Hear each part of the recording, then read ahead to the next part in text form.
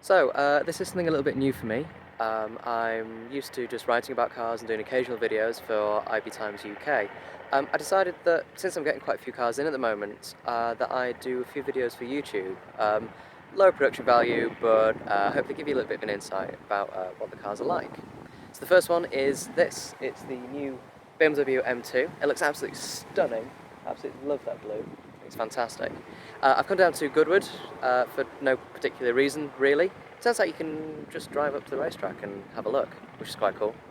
Anyway, I'm going to get in the car now, have a drive around and talk into a GoPro for a bit. Hope you like it. So the BMW M2 then, it's the smallest saloon car BMW does. Obviously it sits just above the 1 Series and below the 3 Series. This M version has a 3-litre straight-six turbocharged engine. Bit of a mouthful. It's properly quick, I've got to be honest. It's about 365 horsepower, pretty much the same as the BMW i8, which is the flagship, almost supercar from BMW.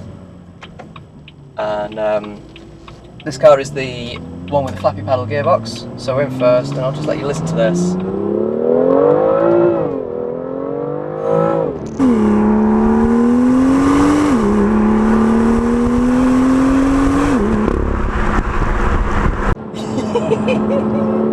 Oh my god. I'm not sure if that's the sports exhaust or not on this car, but it just sounds exquisite. I hope that's been picked up on the microphone okay. It's seriously quick, this car. 0 to 60 in about 4 seconds. So it's not far behind the i8 in terms of acceleration. But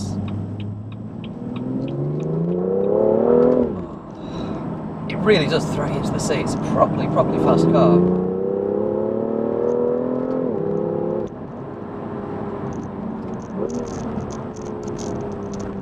It's a busy car as well. I've got it in Sport at the moment. The mode below that is Comfort, and the one above that is Sport Plus, which turns all the traction control off. In Sport, it's busy. The steering's always talking to you, and it's quite keen to sort of dive around, especially on these sort of quite narrow country roads. It keeps you concentrating, that's for sure. I won't call it skittish. It's not nervous, but it's busy. There's quite a lot going on. And it's keen to tell you about absolutely everything that's going through the front wheels, which is fine. That's probably what you want. It's better than it feeling a bit vague. The brakes perhaps do feel a little bit vague, if I'm being honest. I haven't had a chance to really push them to the limit, but yeah, they're strong, but they're perhaps not as feelsome, as it were, as the steering and the throttle response as well. I mean, remember this is a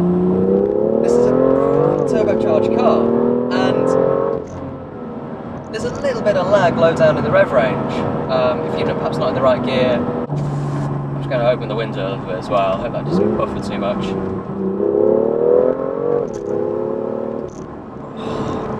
You get a lovely sort of volley of pops and bangs on the overrun as well when you lift off the accelerator.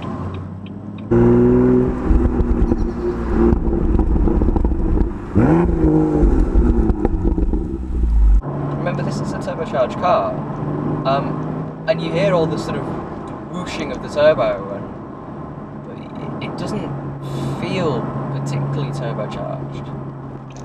If you look at the other M cars that BMW sells, the M3, 4, M5 and M6, they're all really quick. They're quite large cars as well, even the M3 and the M4. They've grown a lot.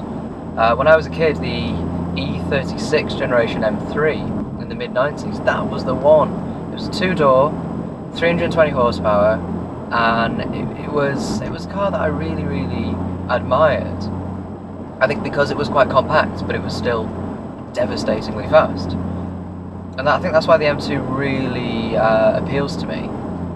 It reminds me of that old M3, before it got a bit fat, before the M4 appeared, and before the larger M cars just became absolute monsters. Yeah, the M5, the one with the V10 engine, doing 200 miles an hour if you turn the limiter off. This is more my kind of car. It's my kind of M car. It's fast, but it's not a bully. It's not ridiculous. It's not a monster that's going to kill you.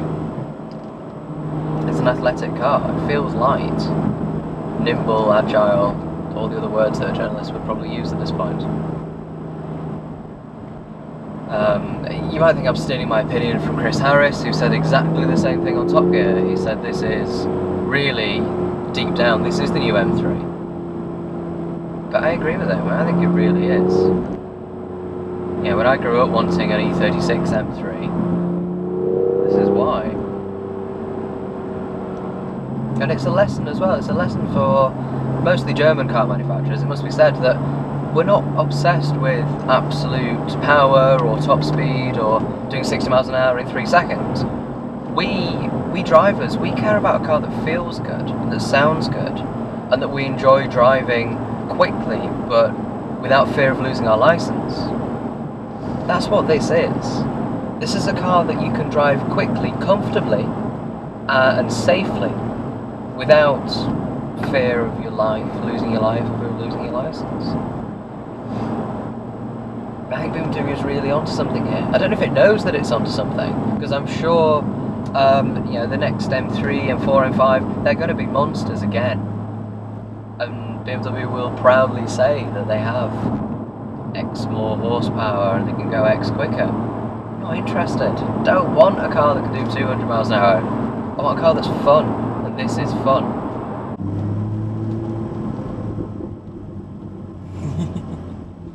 I don't know if you can hear that, but I mean, I'm literally driving through a car park, slowly, and every time you let off the accelerator it goes bop, bop, bop, bop, bop, bop, bop. I know I'm a little bit childish, I accept that, but it's bloody addictive. Oh, right, I am actually completely out of battery now. It's showing nothing left at all. I hope you enjoyed this. It's a bit of an experiment. I'm going to have to edit it down. I've been driving around talking for what feels like about an hour. I'll try and cut that down, put a few cutaways in to make it a bit more interesting so you don't need to look at my face the whole time. And yeah, I'll stick it on YouTube, see what happens. Thanks for watching. The next instalment will be a Rolls-Royce Dawn, which should be getting towards the end of August, so look out for that. And yeah, any feedback let me know. Thanks, see ya.